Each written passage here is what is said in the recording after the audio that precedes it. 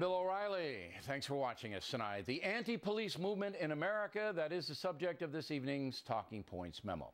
Yesterday, a group called the Stop Mass Incarceration Network suggested that all Americans protest, quote, the injustice of mass incarceration and police brutality. In New York City, maybe 400 protesters turned out to block traffic and yell stuff. 42 were arrested, 2 police officers hurt. In Los Angeles, about 100 protesters turned out. There were 14 arrests in the city of Angels. In Oakland, far left city, only about 100 people showed up. No arrests were made there. So you can see the anti-police call was not exactly heated. The reason is the vast majority of Americans understand that most of the nation's 1.2 million law enforcement agents are good people who risk their lives to protect the innocent. But with high tech now capturing dubious incidents, it's easy for cop haters to demonize the entire law enforcement community. In North Charleston, South Carolina, a police officer was recently caught on tape killing an unarmed black man who was running away from him after a traffic stop. The officer, Michael Slager, is charged with murder. In Tulsa, Oklahoma, a 73-year-old reserve deputy shot and killed a black man who was allegedly trying to sell a firearm. The deputy, Robert Bates, has been charged with manslaughter. And in San Bernardino, California, 30-year-old Francis Pusack was beaten by as many as 10 cops after running away from them on horseback. Pusack, who is white, has been charged with a variety of low-level crimes. The deputies have been put on leave. Again, with cameras everywhere, any police misconduct now becomes a national story. So police training must improve to ensure that deadly force is used only in extreme situations. Yes, police face difficult situations every day, but along with arrest authority comes deep responsibility. The perps are expected to be irresponsible. The cops are expected to be noble, and most of them are. But to people like Miami Herald columnist Leonard Pitts, that statement is false. Pitts has made a career out of exploiting grievance, whether it's legitimate or not.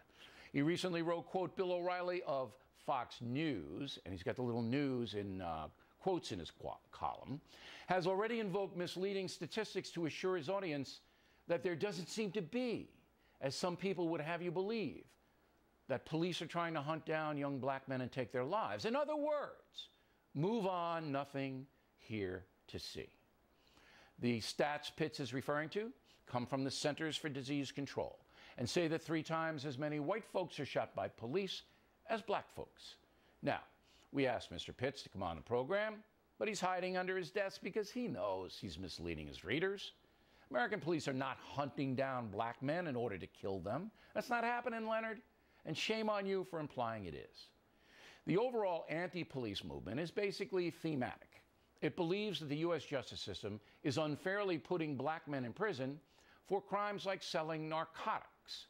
Many on the left see nothing wrong with selling heroin, cocaine, and meth. They call it a nonviolent crime that should not be punished harshly. Meantime, entire neighborhoods like the south side of Chicago are terrorized by drug gangs, and millions of Americans have been enslaved or even died from using addictive poisons. But the crime is nonviolent.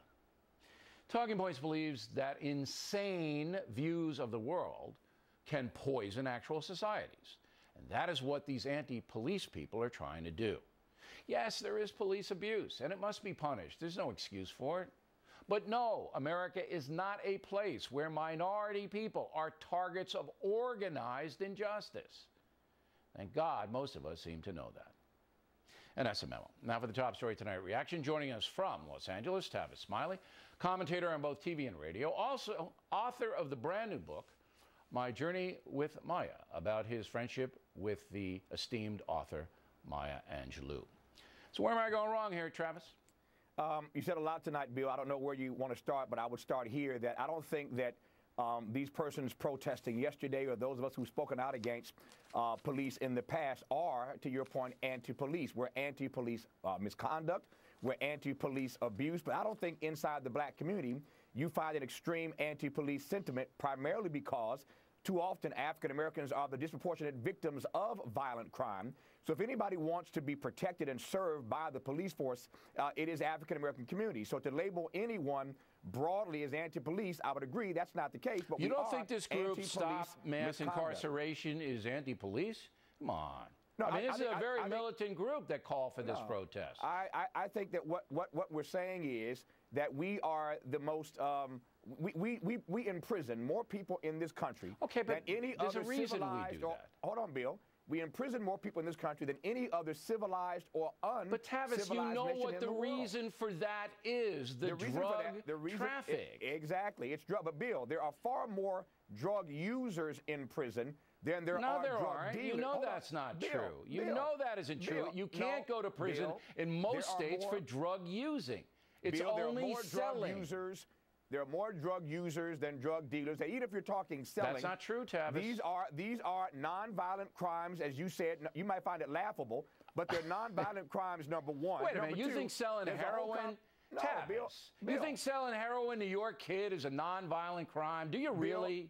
Bill, I think there are a lot more people in jail for marijuana. You're dodging the question, and there aren't for marijuana. Bill, I'm not it's all sale. Wait, but you got to answer this question. You think that selling heroin to your kid, Tavis, is a nonviolent action? Do you really? No. Bill, you're singling out heroin. What I'm suggesting to you cocaine, is methamphetamine. You want to focus in on one slice of the problem. We have a drug crisis in this country. There's a great conversation going on about whether or not we ought to legalize drugs, as you well know. But at the end of the day, these are non-violent offenses. And let me say one last thing.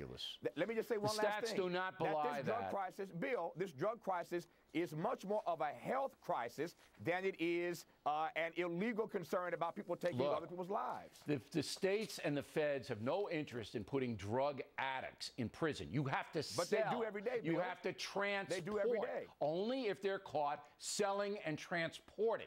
I mean, you know that. There are junkies on the street in every major city lying there nodding out, and the cops leave them alone. Let me ask you a question. Given all the crime that takes place in this country, do you think that selling marijuana is the worst offense? Marijuana doesn't concern me. 75% of all the break-ins, robberies, child abuse, and neglect is generated by drug-addicted people, okay? So number one, they're not innocent.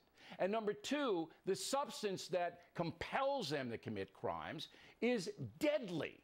And Bill, and this is nonviolent actions? Come on. I would add this too. I don't have these numbers in front of me, but I can guarantee you that heroin is not the choice, is not the drug of choice for most folk living in the hood. Well, whatever it may be, crack, cocaine, it has devastated the minority black community in America. You know that's true. And the crime rate in those communities has come way down because of the incarceration rate. Because they have mandatories, they take them off the street, and it's a much safer situation. And the result of that is that black families have been crushed. Black families across this country have been crushed because of this faux war on drugs in this country. I'm telling you.